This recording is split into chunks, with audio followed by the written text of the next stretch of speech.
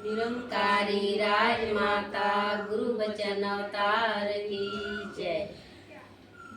तू ही निरंकार, तू ही निरंकार, मैं तेरी शरणा, मैं तेरी शरणा, मैनू बख्श लो, मैनू बख्श लो। तू ही निरंकार, तू ही निरंकार, मैं तेरी शरणा, मैं तेरी शरणा, मैनू बख्श मैनू लो, बख्श लो। तू ही निरंकार, तू ही निरंकार, मैं तेरी शरणा, मैं तेरी शरणा, मैनू बख्श लो, मैनू बख्श लो। तू ही निरंकार, तू ही निरंकार, मैं तेरी शरणा, मैं तेरी शरणा, मैनू बख्श लो, मैनू बख्श लो। तू ही निरंकार, तू ही निरंकार, मैं तेरी शरणा, मैं तेरी शरणा, मैनू बख्श लो, मैनू बख्श लो। तू ही निरंकार, तू ही निरंकार, मैं तेरी शरणा, मैं तेरी शरणा, मैनू बख्श लो, मैनू बख्श लो। तू ही निरंकार, तू ही निरंकार, मैं तेरी शरणा। सद्गुरु माता सुदीक्षा सविंदर हरदेव जी महाराज की जय।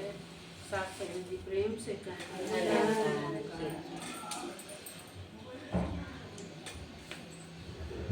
तुम वीडियो तो बहन जी दासी ये जानना चाहती है कि जीवन में रह के हम भक्ति कैसे करें कि भक्ति हो जाए और माया हम पे हावी भी ना हो।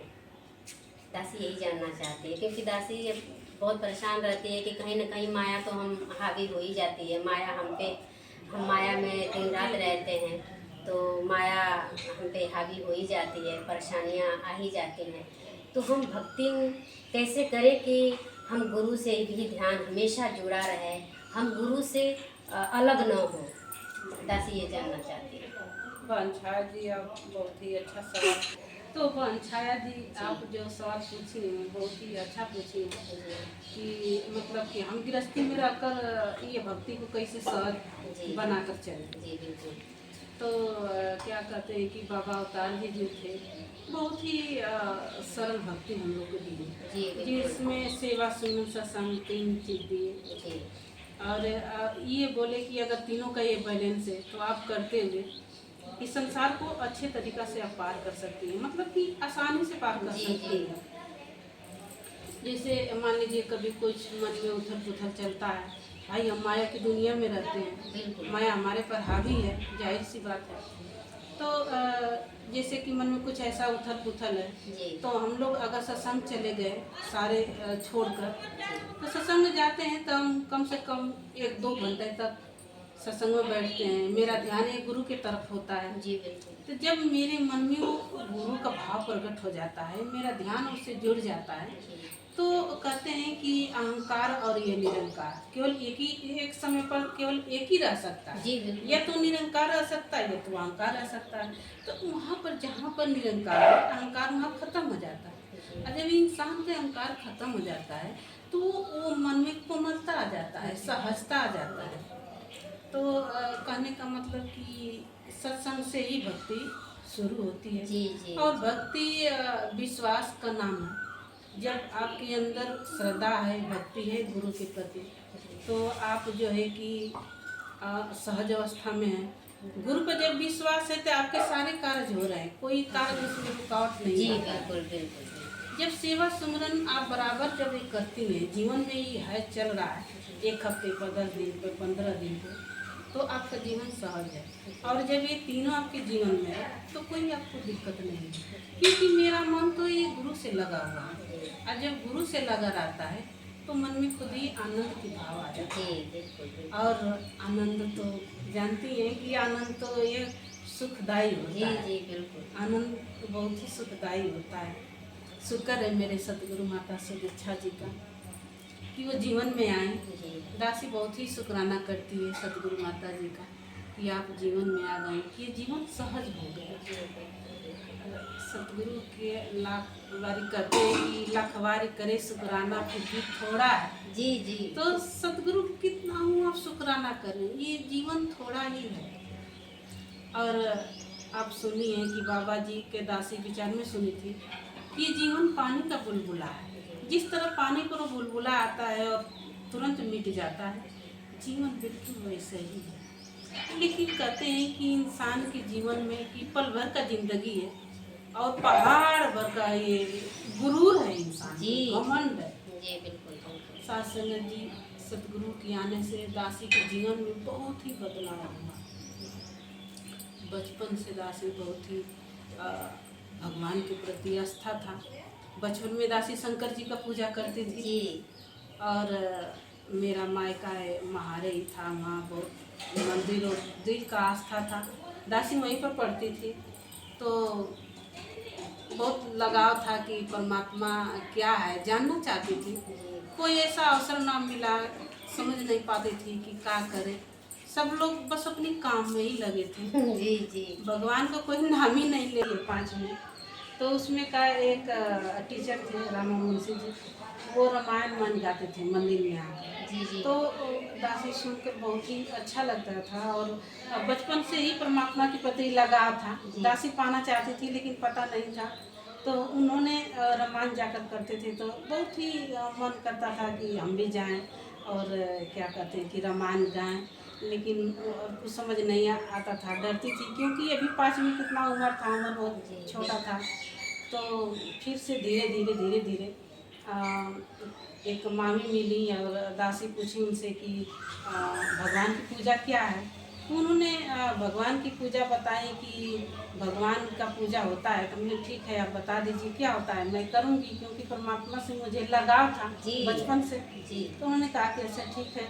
तो उन्होंने मुझे शंकर जी की पूजा बताई और शंकर जी की पूजा में वो हमको बताएं कि आप सोमवार को व्रत रख लीजिए और ये सब बताएं। तो दासी भी रखी, 16 सोमवार रखी थी जी।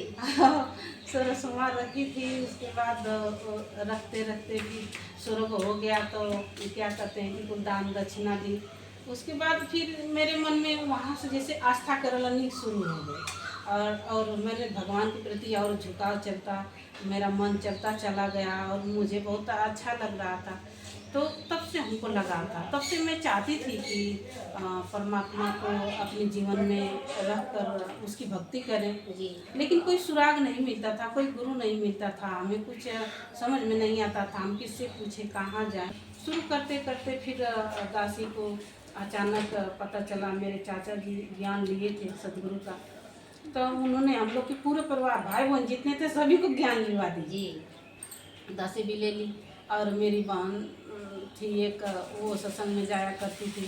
तो हम लोग को अभी उतना नहीं था, तो पहली बार बनारस में बाबा जी आए थे जी जी। तो बाबा जी आए थे तो मेरी बहन जाने के लिए वहाँ रेडी थी। फिर अचानक से ऐसा हुआ कि बहन नहीं जा पाई जी जी। और दासी को जाने का अवसर मिल गया और गई दासी वहाँ से आई, बहुत ही अच्छा लग रहा था।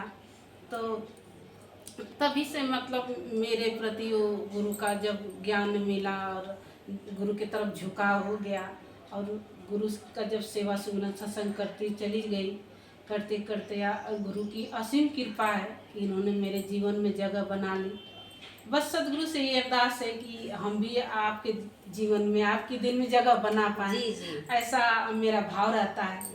कहते हैं कि एक माँ का तो कई बच्चे होते हैं, लेकिन वो बच्चे लाडला तभी होते हैं जब वो माँ का सुनते हैं जी। बिल्कुल, बिल्कुल। तो सास संगत जी थोड़ा बहुत वो गलती भी बच्चा करता है तो माँ नज़रअंदाज कर देती है कि जाने दीजिए छोटा है, जाने दीजिए प्यारा है, ऐसे कहकर उसका गलती माफ़ हो जाता है।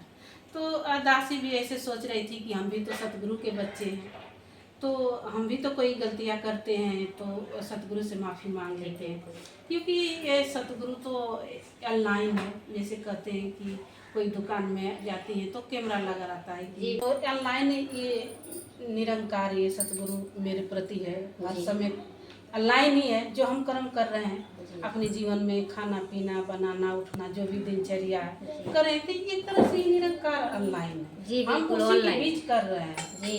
तो सास संगत जी कहते हैं कि ये जो संसार है, संसार में रहते हुए भक्ति करते जाना है, तो भक्ति कैसे हो पाएगी, क्योंकि चौथा परम सतगुरु ने दिया हुआ है कि गृहस्थ में रहकर जीवन को जीना है। तो बोझ नहीं बनना है। बोझ का मतलब कि जब हाथ पाँव सही सलामत है, मेरा सारे अंग सही सलामत हैं, तो हम करने का क्षमता है हाथ में, तो हम काम वो कर सकते हैं। अभी ये नहीं कि हमारे सब सही सलामत हैं और हम एक जगह बैठे रहें कोई हमको दे, तो ऐसा सतगुरु नहीं कहा कि बोझ नहीं बनना है माँ बाप पर, परिवार पे, समाज पे। वो अपना जो कर्म है उसे गीता में श्री कृष्ण भी कहे थे कि कर्म ही प्रधान है। जी तो हमें तो कर्म करना है, कर्म से नहीं बच सकते हैं, कर्म तो करना ही पड़ेगा। तो इसलिए इस निरंकार को देखकर हमें कर्म को करते जाना है। सेवा सिमरन सत्संग जो सदगुरु ने दिया।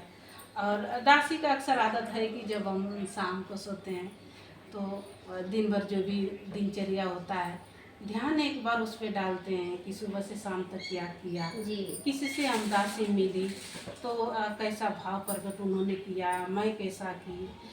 एक तरह से खुद का निरीक्षण कि सुबह से शाम तक हम क्या किए, कहीं हमसे गलत हुआ, किसी को कुछ कड़वा वचन बोल दिए तो उसको जीवन में शाम को सुधार करते हैं। कहा भी गया है कि ऐसा वाणी बोलिए मन का आफा को औरों को शीतल करे, आप शीतल हो।